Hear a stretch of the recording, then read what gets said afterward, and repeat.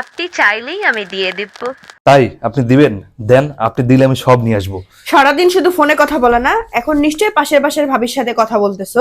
না না, ব্যাংক থেকে ফোন করছে। ব্যাংক থেকে ফোন করছে? আমাকে ভূগোল বোঝাও তুমি। না না, আমি তোমাকে কেন ভূগোল বোঝাবো? ব্যাংক থেকে ফোন করছে আসলেই। তাহলে ফোনটা স্পিকারে দাও তো, না, দেখি থাক। কোন ব্যাংক ফোন করছে তোমাকে। না না, স্পিকারে দিতে হবে না।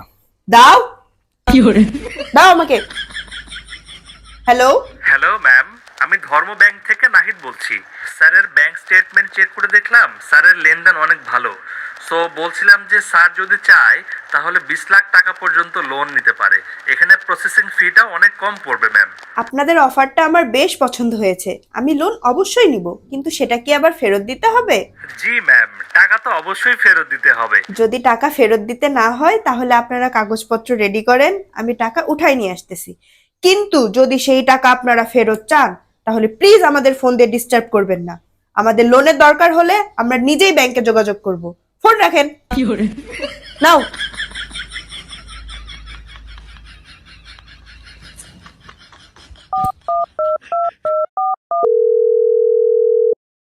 হ্যালো।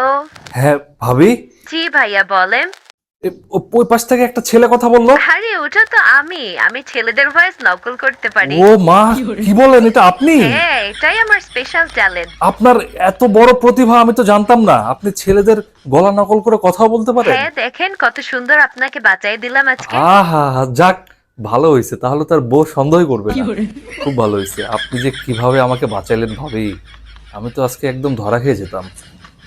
আচ্ছা ঠিক আছে, রাখি, পরে কথা বলবো। হ্যাঁ।